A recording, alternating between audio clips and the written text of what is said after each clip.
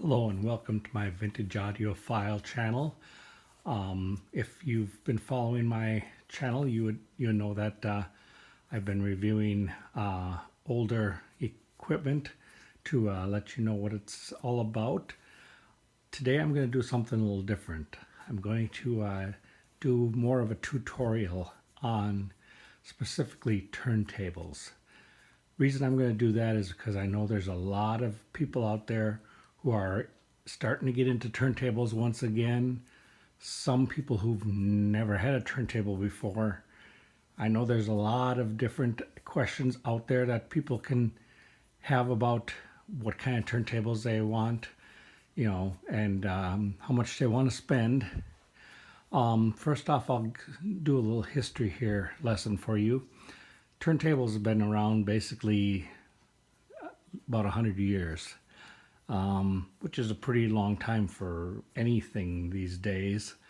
They had, back then they were nowhere near what they are today, to be honest with you.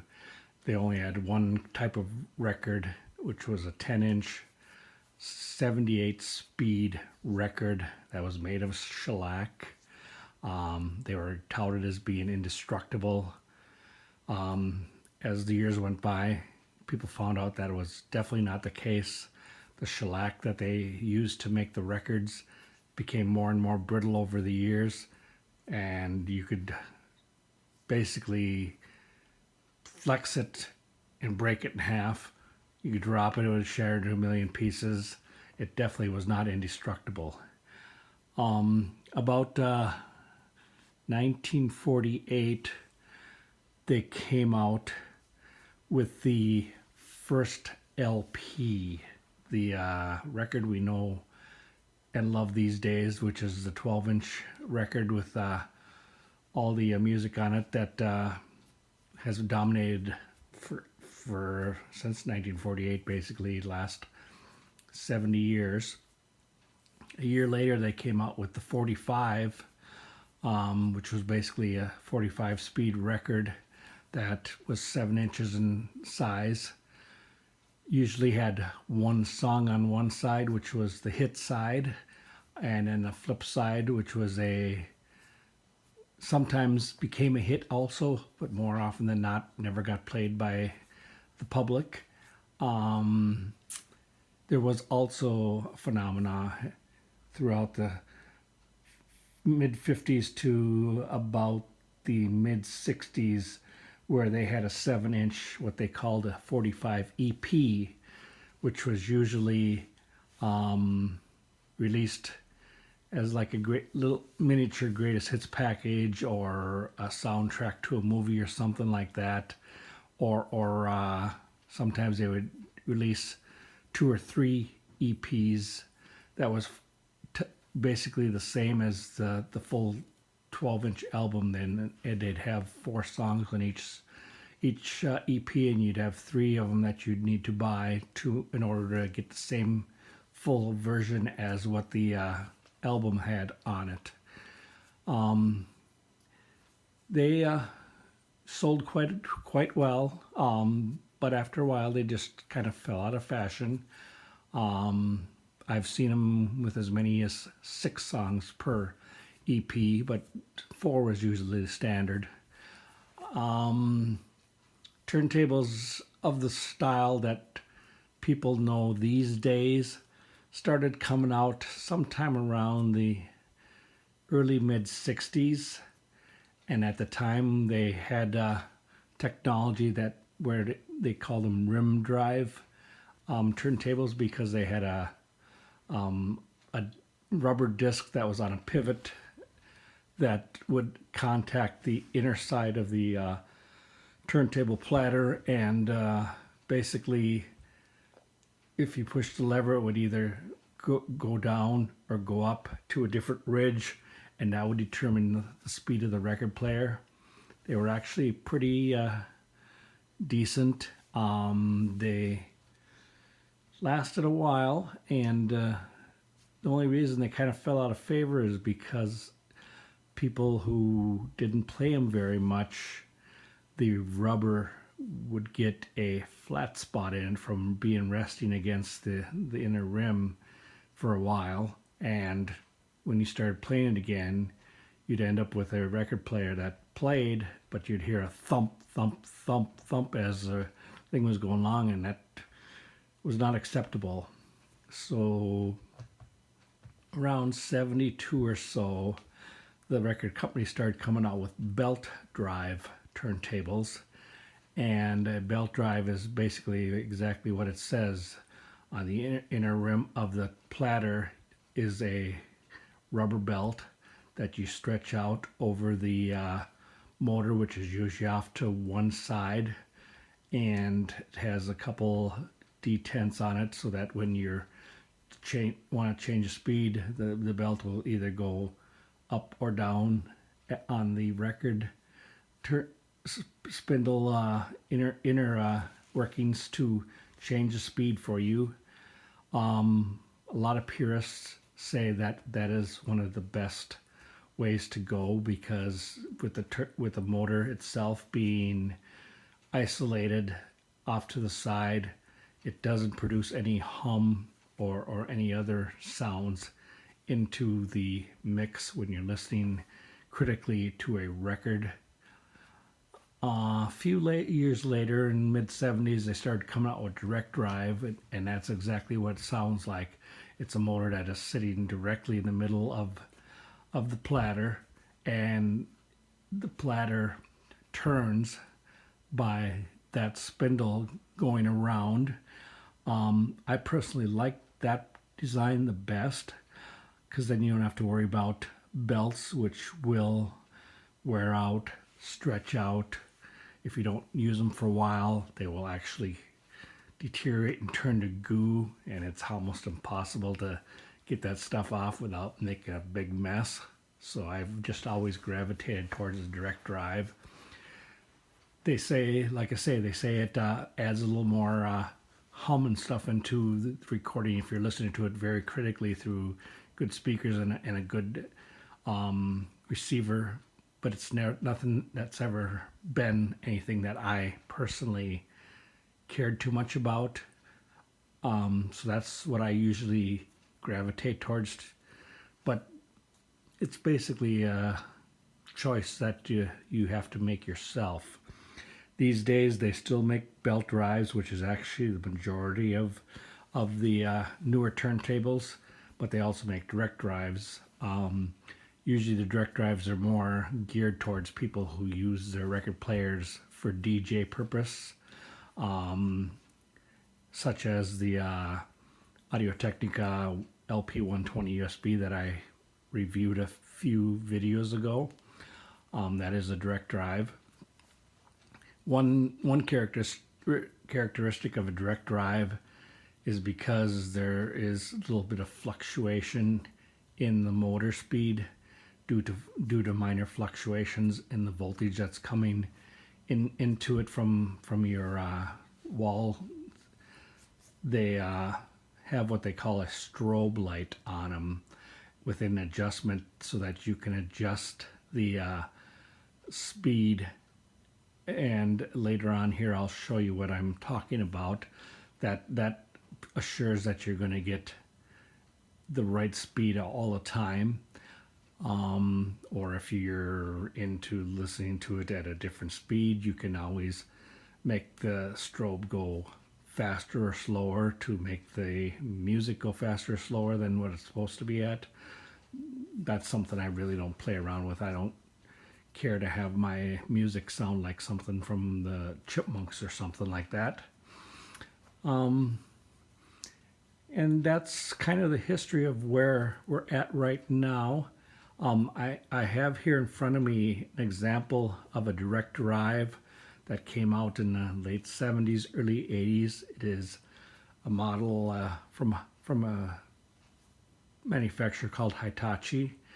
They were one of those Japanese companies that kind of flew under the radar because there was so much other stuff out there that they just couldn't compete with the marketing and stuff. They were by no means bad stuff. In fact, they were actually pretty good, but they just didn't have this distribution and stuff like some of the companies like Marantz and Sansui and Pioneer and Sony had. As you can see, if you look close enough, you can see that the platter is currently off of this particular machine, and that was just so I could show you what I was talking about as far as this here being the center spindle that drives the platter. And the platters were usually made out of aluminum. Some of them were made out of other materials, but the platters on both direct drive and belt drive are pretty much the same looking, with the outer and the inner. This would be where the belt would go if this was a belt drive. I will put this on to show you what it looks like when it's on.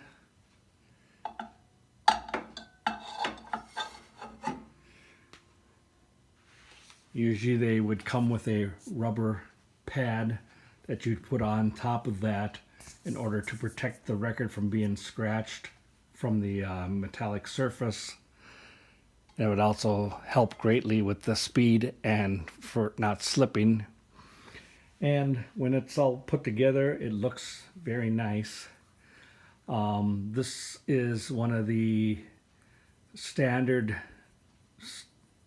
what they put out through at least through the early 80s, was called the S-shaped head shell, because it had an S type of tone arm and removable head shell where your cartridge and stylus would be. This was readily changeable, and by loosening these screws here, and you could put any kind of stylus and cartridge in it. They made pretty much all the same style up through the early 80s, so it just was a matter of how much you wanted to spend on one and what brand you wanted. This one happens to be an Audio-Technica. And to put it back on here, you just plug it into the spot here and turn this here, and it automatically screws it back in position. Just to let you see how this one particular acts, I'm going to put a record on it.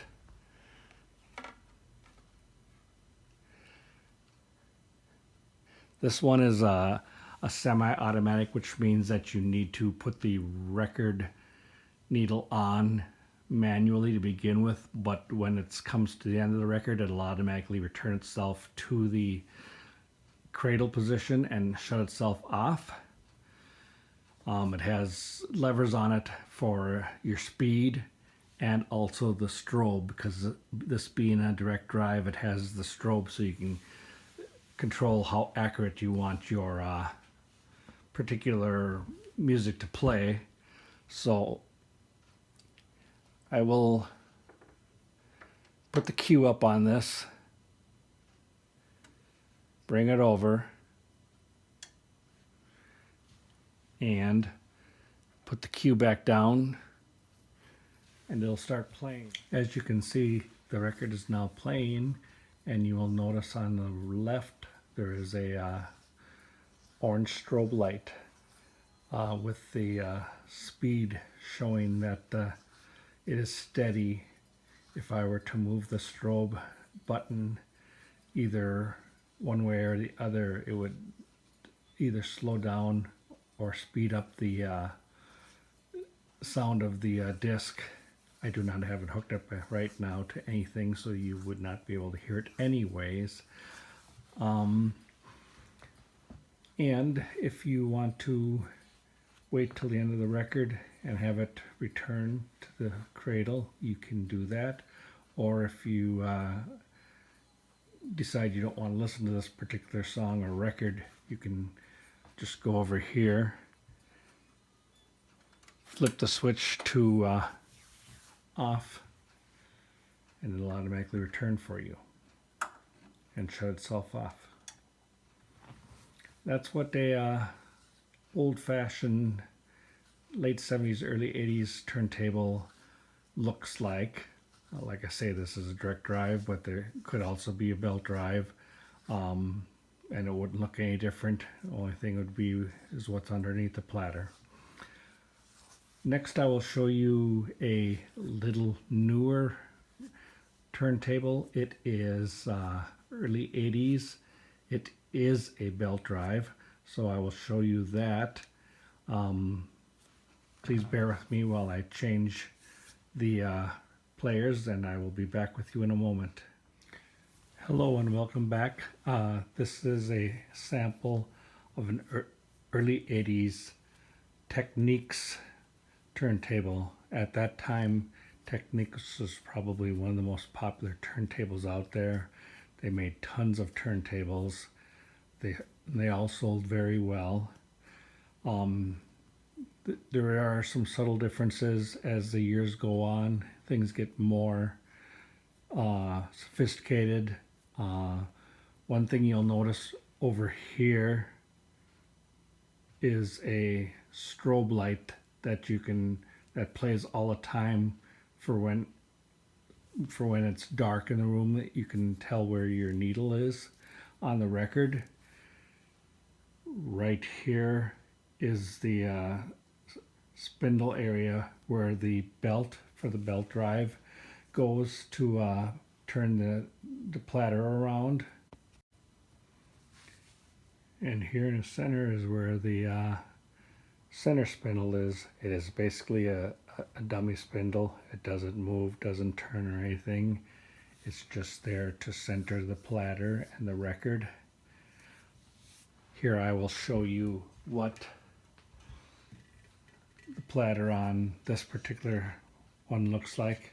As you can see right here, there's a belt that and that's why it's called a belt drive. If you turn it over, you will see this right here, which is basically allows the record player to automatically size the record that you have on the platter. There's special cutouts in the mat that match that you put that over like such, and that allows you to do the speed. The turntable, platter itself, in order to engage the belt drive on the spindle, you simply move it out like this, place it on the turntable, making sure that you keep the tension on that belt, and then move that onto the spindle itself. Once you do that, you line up your turntable mat with those cutouts matching that, and there you have it all set up and ready to go. I will put on a record, show you how it operates. This one is fully automatic, so that you can just basically push a button and let it do its own work. I will turn it on. It'll automatically go to the size of record you have on there because of the apparatus underneath.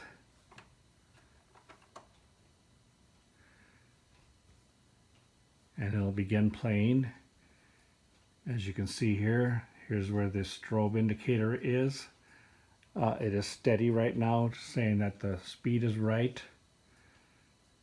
Over here the lamp is on for the other strobe to be able to see the record playing even in the dark. Once this record is done, it'll automatically eject and return back to the cradle. If you decide you don't want to listen to the whole record, you can always manually eject it using that same button. And it'll return to the cradle and shut itself off. This particular turntable was built probably in about 83, 84. That is when they started experimenting with different type of head shells. This one particular one has what they call a TP4 head shell stylus on it. It basically has four things sticking out of the back of the head shell that plug right into the tone arm, and once you securely put it down with a screw, it'll stay in place forever. It's automatically adjusted for its length, unlike how the older style had to be manually set up so that you could get the right angle and the right length for playing your record at optimum. This one eliminates that, plus the counterweight on the back is fixed at the factory. It can't be adjusted, and you never need to adjust it. So technically, once you plug in the head shell, everything is set and ready to go. You just use it as is. Made it a lot convenient for a lot of people. Unfortunately, it didn't last long because of the fact that at about the same time CDs started taking a hold, and with that, the record player and the records started their slow, inevitable demise, only to resurrect themselves again 20 years later. And now they're going gangbusters. That is all I need to show you of this particular model. I have one more turntable to show you, and then my little tutorial will be finished for this particular session. So bear with me while I set up the third one. Thank you. Now this third turntable I'm going to show you is what's called a linear tracking turntable. It was a completely new concept starting around 82 or so. They looked like nothing like the other ones. They actually were designed so that the whole needle and tone arm goes from the outside of the turntable to the center on a linear track. These also use the TP4 styluses, although some of the more expensive ones actually used the old style type of head shell with counterweight. This particular model is the more popular model because of its price point, and it didn't need any counterweight adjustments or anything like that. It was all set up and ready to go once you plug the head shell in. I will show you, once I put a record on here, how this particular one works. Like I say, it's much different than the rest of them. A lot of people say that this design is better than the old style design, but then there's also the detractors to it. I guess it's just a matter of what you prefer. So I will put a record on here now.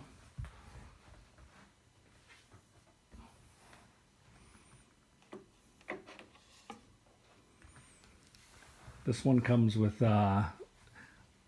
all push buttons on the front, power, speed selector, record size selector.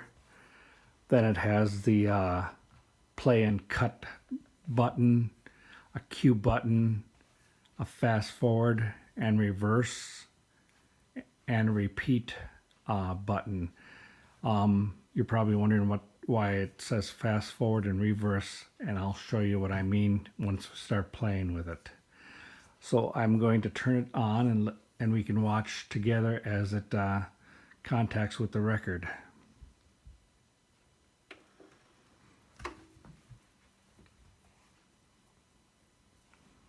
It is now playing the record. If you don't want to listen to the first track or second track or even third track, what you can do on this one is hit Q. It'll go up, hit the fast forward, and you can see how it travels along a linear path from the outside to the inside, never changing its straight ahead format.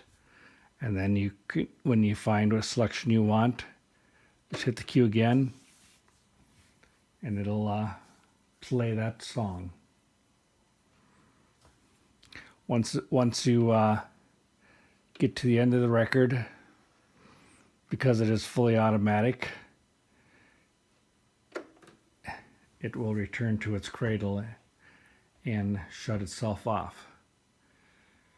It was kind of a radical design from what people had been normally used to, but the specs and the hype all panned out, and more people started buying them. Unfortunately, like the same with the rest of the record industry, the CD player became more popular and records fell out of fashion and they stopped making them. To this day, even with the revival of records, I don't believe that there is any new linear tracking models being made. Probably mainly because they were more expensive to make than and for the consumer to buy than the normal style. And most people are buying whatever's available these days, which is pretty much belt drive. And that's what a linear tracking looks like. Most of the major companies made their models of linear tracking. This one happens to be a Sharp. The one interesting thing was Mitsubishi made some really radical linear tracking ones. They made models that actually stood on end, so when you're looking at the front of the player, the record itself is actually facing up like this, with the needle that's going across the record this way. They made a few of those different models, and they also made a music system that incorporated one of those, and it had AM, FM, and cassette, and the record player all built into one package that stood upright. There were some really radical things being done then.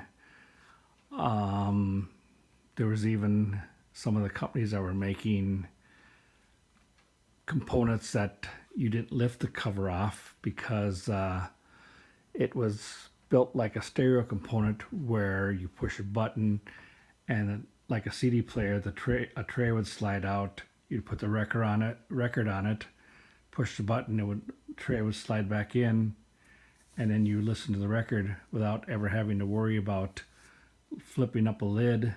It saved space. Basically, you could put it anywhere in your system and not have to worry about having it on top of something so that you could lift the lid. There were also companies that were making little mini micro type of record players that were minuscule in size and could be operated either with batteries or power, and you would have this little thing that looked like this with a big record sticking out of it, and it would play the music on basically a tiny turntable. There's been many different designs of record players over the years.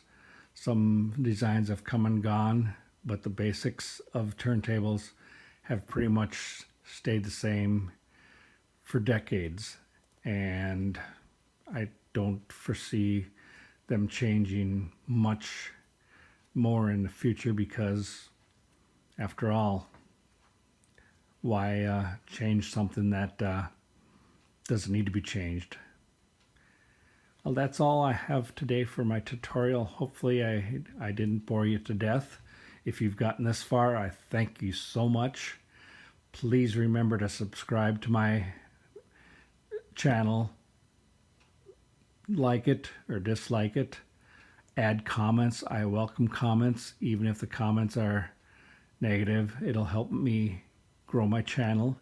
And even if you have any questions about things I've talked about, or even suggestions on what you'd like to see me videotape for posterity in the future, please feel free to do so.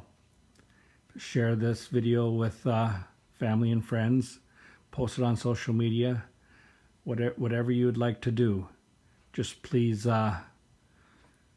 help me keep my channel going, and we'll see you next time. Thank you very much. Bye-bye.